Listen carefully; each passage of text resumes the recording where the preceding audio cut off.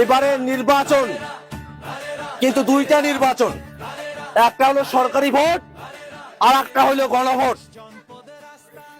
সরকারি ভোটের মধ্য দিয়ে কারা সরকার গঠন করবে, সংসদে যাবে, সেইটা ঠিক হবে।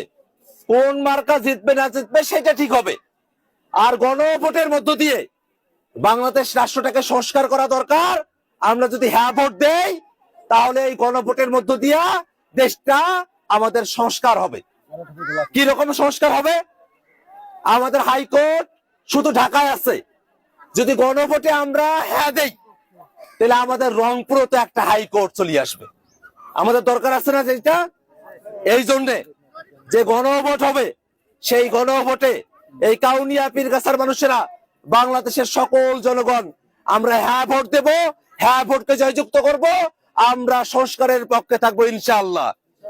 আর কেউ যদি আমাদেরকে না ভোট দিতে বলে তাহলে বুঝে নেব তাদের ভিতরে অন্য কোনো মতলব আছে, তারা দেশটাকে আগাইতে দিতে চায় না।